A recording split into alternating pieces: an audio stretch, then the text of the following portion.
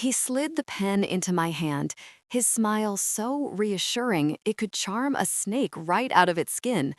"Just a formality, Eleanor," Marcus said, his voice a smooth balm of financial jargon. "This just makes your legacy ironclad." We were in my living room, the one Robert and I had filled with books and memories over 45 years. The Savannah sun streamed through the tall windows, catching the dust motes dancing in the air, a scent of sweet tea and lemon polish hanging about. My daughter, Linda, hovered by the fireplace, wringing her hands a little, but her face was full of relief. She believed this was for the best, that her sharp-suited husband from Charlotte was saving me from myself. He spread a thick stack of papers across my polished mahogany coffee table, the one Robert used to grade papers on late at night. Marcus pointed to the signature lines with a manicured finger.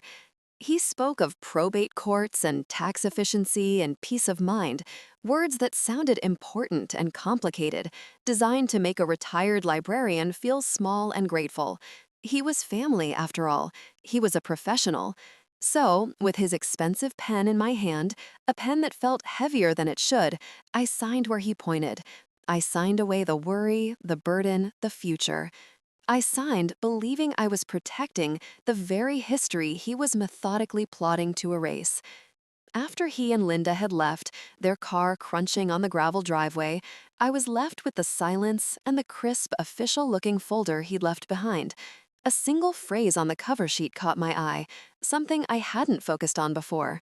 Schedule of personal effects and liquidity options. It meant nothing to me then, just more of his cold business talk. But it felt like a chill in that warm, sunny room. The tea went cold before I remembered to drink it. Days turned into weeks, and the mahogany box on the dining room table seemed to hold not just my jewelry, but my husband's memory and a hollow feeling that meant something was wrong. The house, once a cozy vessel for a life well lived, felt larger, the silence deeper. After Robert passed, the quiet was a comfort, a space to hold my grief. Now, it felt like an absence, a space where something important had been and was no longer. I'd wander from room to room, touching the armchair where he read the paper, running my hand along the spines of his history books, trying to feel him here with me. One afternoon, an email arrived from Marcus's firm. It wasn't from Marcus himself, just a generic address. The subject line read, "Trust Administration, Process Initiated." There was no greeting, no "Dear Eleanor," no signature, just a few lines of impersonal text confirming that the Ironclad Legacy Trust had been formally executed and its protocols were now in effect. It was addressed to the estate holder. Not to me, not to Eleanor Vance, Robert's wife and Linda's mother. I was the estate holder, a title, an object. The coldness of it settled in my bones. It felt like a verdict, a final stamp on a transaction I hadn't truly understood. I closed the laptop and looked over at the mahogany box. I had the sudden, foolish urge to open it just to make sure everything was still there. But I didn't. That would be silly, I told myself. It was just a feeling, the lingering strangeness of paperwork and the empty quiet of a widow's house. My world tilted on its axis the day my granddaughter burst through the screen door, her face streaked with tears and dirt. "Grandma," she sobbed, clutching her little tablet like it was the most important thing in the world, "a lady on a website is wearing your necklace." Maya was 7, prone to flights of fancy, but her distress was real. She shoved the tablet into my hands. On the screen was a willowy young woman with sharp cheekbones modeling for what looked like a very expensive brand. And around her neck, gleaming under the studio lights, was what was unmistakably my great-grandmother's gold locket, the one with the tiny sapphire chip at its center. My heart didn't just stop, it felt like it shattered into 1,000 icy pieces. A cold dread washed over me, a physical sickness that made my knees weak. I set the tablet down and rushed to the dining room, to the mahogany box. My hands trembled as I lifted the lid, expecting to see an empty space on the velvet lining. But when my eyes focused, a wave of confusion replaced the panic. Everything was there. The string of pearls Robert gave me, nestled in their curve, the sapphire earrings my father brought back from Chicago, and there, in its rightful place, was the locket. I picked it up. "Oh, sweetie," I said, my voice shaky as Maya came to stand beside me. "You see, it's right here. The lady on your little screen must have one that just looks like it." She shook her head, her certainty absolute. "No, Grandma, it was yours. I know it was."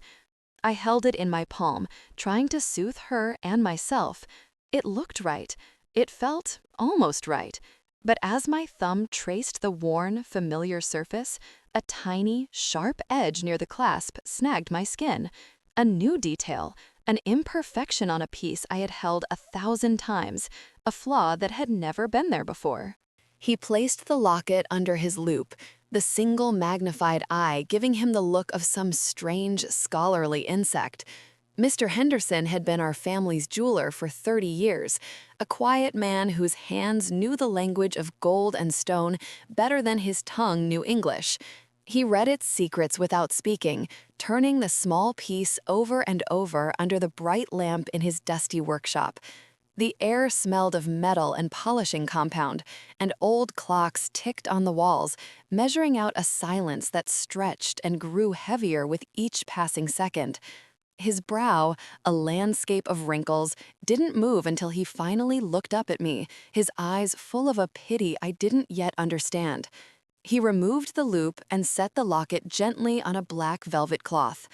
"Eleanor," he said, his voice gentle but firm, stripped of all doubt, "I am sorry to tell you this. This is not your locket. This is not gold." The words hung in the still air. "It's a replica. A very, very good one, mind you.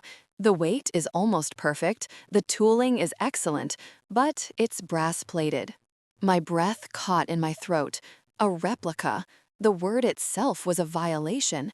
He saw the shock on my face, and his expression softened with sympathy. He reached for the small box I'd brought. "Let me see the others."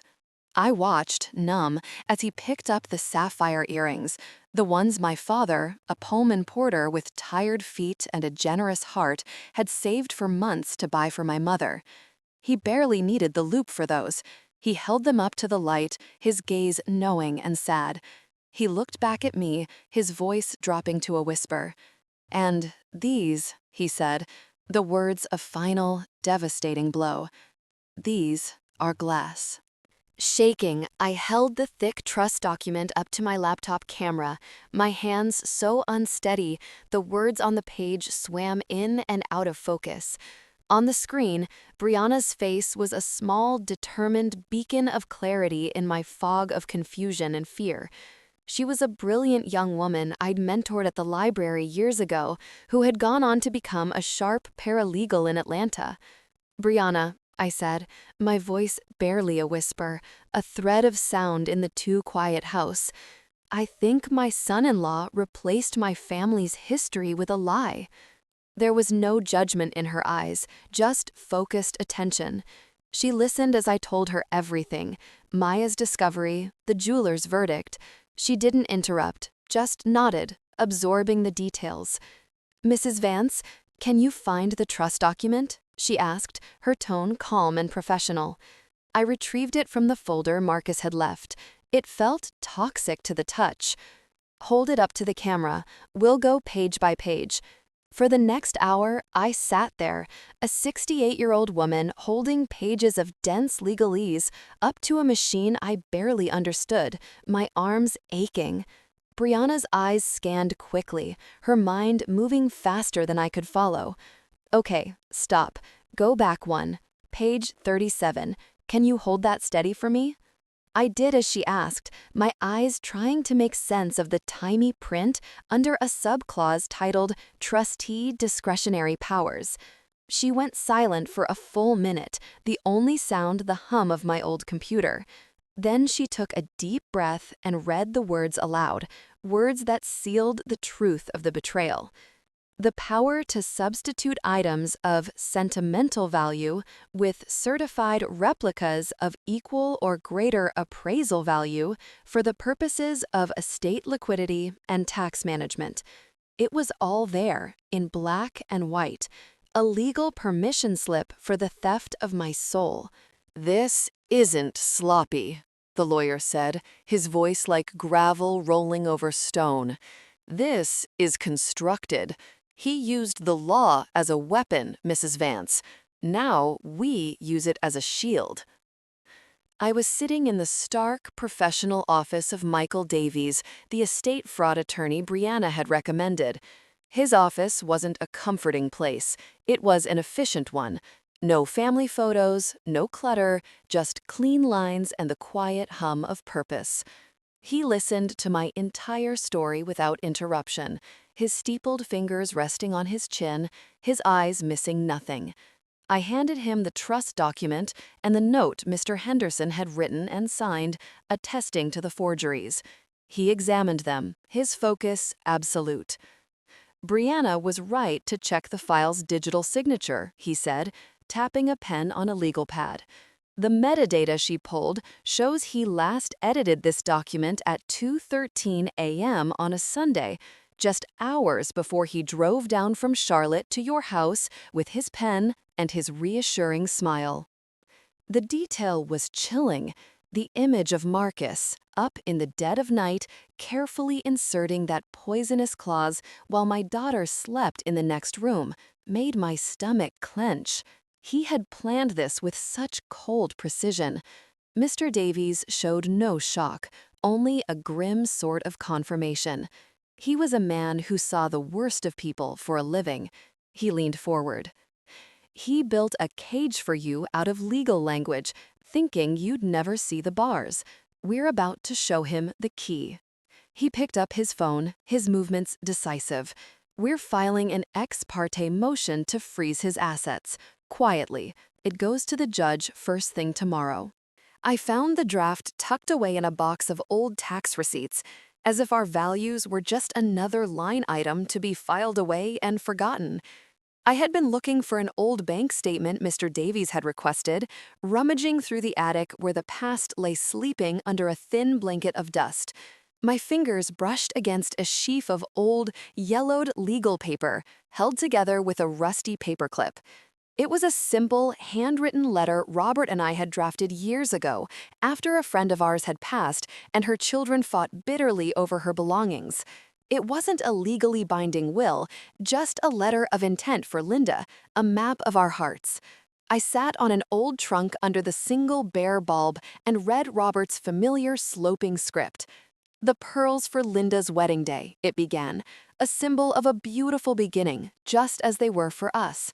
"The locket for her first child, to pass down our great-grandmother's strength. The sapphire earrings for our family's future, a reminder of where we come from and the journeys we have taken." It was a map of our love, not a list of assets to be appraised and liquidated. Each line was a memory, a hope, a prayer for the daughter we adored. As I read, the tears I had been holding back finally came, hot and silent. This was what Marcus had tried to turn into a number on a balance sheet. At the bottom of the page, in Robert's fading blue ink, was a final note, a sentence that became the heart of my fight. "Our history isn't for sale. It's for remembering." The email from Mr. Davies arrived while I was in my garden, my hands buried in the cool, dark soil of my azalea beds. My phone buzzed on the small wrought iron table beside me, and I wiped the dirt from my fingers to read the screen. The message was just one word: granted. I didn't cheer, I didn't cry, I just exhaled, a long, slow breath that felt like the first one I'd taken in weeks. The judge had granted the temporary order. Marcus's assets were frozen. It was real. We had a foothold. The relief was a physical thing, a loosening in my chest. For a moment, I just stood there, breathing in the scent of damp earth and jasmine, feeling the sun on my back. It wasn't a moment of triumph, but one of profound, quiet vindication. The peace lasted for less than 5 minutes. My phone rang and Linda's name flashed on the screen. I answered, my heart sinking. Her voice was frantic, high-pitched with panic. "Mom, something's wrong. Marcus's accounts are all frozen. The bank won't tell him anything. It has to be some kind of terrible mistake. We need to clear the air. Please, you have to come to Charlotte. I'm arranging a family dinner for this weekend." Her words tumbled out, a torrent of confusion and misplaced loyalty. She wasn't asking me to come. She was pleading, demanding. Her invitation wasn't a request to connect, but a summons to an execution, delivered in the name of a family unity that her husband had already shattered. He sat across from me at their long glass dining table, his voice dripping with a sympathy so false it felt like acid. "We all know your memory has been, well, a little unreliable lately, Eleanor," he said, directing his words to my daughter but his gaze at me. "It's perfectly understandable after everything you've been through." We were in their sterile, modern home in Charlotte, a place of gray walls and sharp angles that felt a world away from the lived-in warmth of my Savannah house. Marcus was in his element, the concerned, capable man taking charge of a difficult situation. He explained the asset freeze as a bureaucratic nightmare, a misunderstanding caused by my confusion over the complex legal documents. Linda sat beside him, her face a mask of worry, her eyes darting between us. She so desperately wanted to believe him, to believe that this was all a simple mix-up that a civilized dinner could solve. I said nothing. I let him talk. I watched him perform, noting the way his hand rested possessively on Linda's shoulder, the way his smile never quite reached his eyes. I was no longer a grieving widow to be managed. I was an audience, and I was a judge. He was so confident in his deception, so sure of my frailty. "I remember the day we signed those papers clearly," he continued, leaning forward with an earnest expression. "It was that Tuesday in April, the day I came down to help you organize things because you were feeling so overwhelmed." And there it was, a lie so specific, so easily disproven. I remembered that day perfectly. I wasn't at home feeling overwhelmed. I was at the hospital in Charleston holding my sister's hand as she recovered from surgery. The day before the dinner, I sat at my kitchen table, the contents of a manila folder spread out before me. Each piece of paper was a quiet soldier recruited for my cause. Brianna had been relentless. The auction house records were sealed, her message had read a few days prior. He was smart enough to use a generic consignment title, Southern Heirlooms. But the wire transfer wasn't sealed, it speaks for itself. She had worked with Mr. Davies to subpoena the bank records, and there it was, printed in stark black and white, a printout from a high-end auction house in New York showing the sale of antique African-American heirlooms, with photographs that made my breath catch. There was my great-grandmother's locket, my mother's earrings. The sale price was a number that meant nothing to me except as a measure of his greed. The next document was the bank statement. It showed a wire transfer for that exact amount, sent not to the trust, not to an estate account, but to something called Thorn Legacy Ventures, LLC. It was a shell corporation. The final page was the most damning of all. It was a copy of the incorporation documents for that LLC, filed just 2 months before he'd brought the trust papers to my house. On the line for the sole director and officer, there was one name, typed in clean, damning letters, Marcus Thorne. The paper trail was complete. He had built a fortress of lies, but he hadn't counted on a retired librarian who knew how to follow a reference, who believed in the power of the written word. The morning of the dinner, just as I was getting ready to leave for Charlotte, a courier arrived at my door with a crisp, expensive envelope. It was a letter from Marcus's lawyer. It was polished and cold, full of legal threats and righteous indignation, demanding I cease my defamatory and baseless allegations immediately. He accused me of elder financial abuse, of attempting to manipulate my daughter and extort funds from their family. It was a masterpiece of projection, an attempt to paint me as the villain in the story he had authored. He was trying to intimidate me, to scare an old woman into backing down. A few weeks ago, it might have worked, but I was not the same woman who had trustingly signed his papers. I read the letter, my hand steady. His arrogance was breathtaking. He truly believed he was untouchable. I looked at the letter, then at the simple manila folder on my hall table, the one containing my rebuttal. It held the jeweler's affidavit, the auction printout, the wire transfer, and the Shell Corporation documents. His strike was loud, hollow, and full of bluster. Mine would be quiet and absolute. Before I left the house, I took his lawyer's letter and slipped it right on top of the stack inside my folder. It would be the final piece of evidence I presented, his own bottomless audacity. "Mom, please," Linda pleaded, her voice cracking. We were at the dessert course, a plate of something delicate and tasteless sitting untouched in front of me. Marcus had just finished his monologue about my confusion, and Linda's eyes were begging me to make it all go away, to say the words that would restore her perfect life. Just tell us it's all a mistake. The air in the room was thick with his manufactured concern and her desperate hope. For a long moment, I held her gaze, my heart aching for the daughter I had raised to be so trusting. Then I broke my silence, but not with words. I reached for the manila folder beside my chair and placed it on the glass table. With one deliberate movement, I slid it across the polished surface. It stopped directly in front of Marcus. He looked at the folder, then at me, a confident, dismissive smirk playing on his lips. He thought it was more of my muddled papers. He opened it. The smirk vanished. His face, so artfully arranged into an expression of patient sympathy, went slack. His skin turned pale under the recessed lighting. I watched his eyes scan the first page, his own lawyer's threatening letter. Then the second, Mr. Henderson's signed affidavit about the replicas.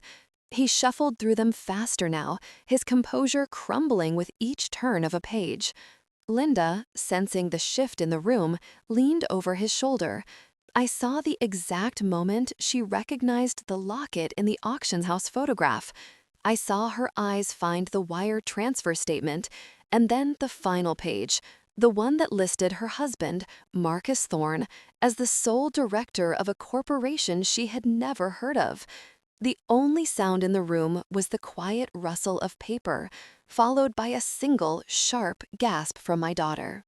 There was no grand confession, no tearful breakdown. Men like Marcus don't crumble, they calculate. The aftermath was as quiet and clinical as the crime itself. A few days after that disastrous dinner, a statement arrived from his new lawyer, a specialist in reputational management. It spoke of resolving a family misunderstanding to protect all parties from further distress. It was the language of retreat, not remorse. The settlement was swift and silent, handled entirely by Mr. Davis. The money from the auction was returned, along with a sum for damages that was significant enough to signal his defeat. The ironclad legacy trust was dissolved, its pages shredded, its power nullified. Marcus vanished from my life. He didn't call, he didn't write. He simply ceased to exist in my world. Linda called a week later. Her voice was broken, hollowed out. She tried to apologize, stumbling over words, trying to explain the unexplainable. I listened without interruption, letting her empty her heart of its confusion and shame. There was nothing for me to say. I accepted her apology, but it couldn't mend the chasm that had opened between us. The wound was too deep, the betrayal too complete. Before we hung up, she told me what he had said to her when she had finally confronted him. It was the last thing I ever heard about the matter, a single, heartbreaking line of text she sent me later that night because she couldn't bring herself to say it aloud. He said he did it for us. My victory wasn't about the money, and it wasn't about vengeance. It was about preservation. A month after the settlement, I walked into the Savannah Public Library, the place where I had spent 30 years of my life. The air smelled the same, of old paper, binding glue, and quiet potential. The plaque on the wall near the entrance was weathered, but its promise of history preserved hadn't faded. I met with the new director and, using a portion of the returned funds, established a small grant in Robert's name, the Robert Vance Grant for Community Histories. It was designed to fund the preservation of local oral and written histories, with a special focus on the stories of Savannah's African American community.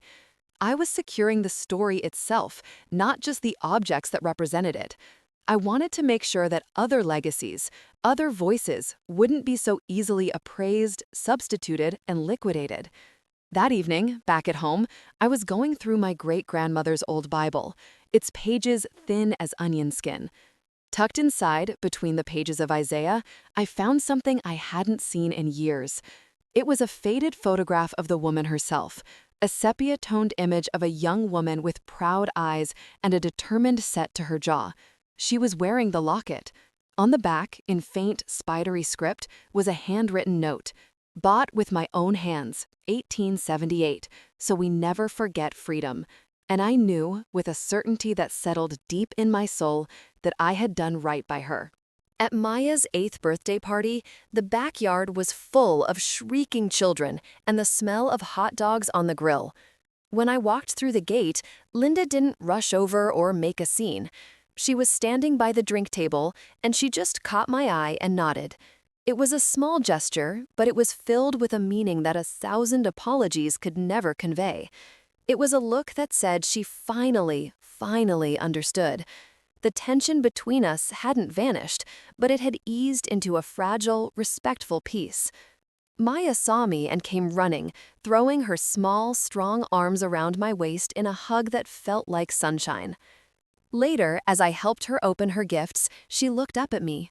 "You're wearing it, Grandma," she whispered, her finger gently touching the piece of jewelry at my neck. I was wearing the original gold locket, which Mr. Davies had managed to discreetly buy back from the collector who had purchased it. Its surface, worn smooth by generations of love, was warm against my skin. That evening, after the last of the guests had gone home, I stepped out onto my front porch.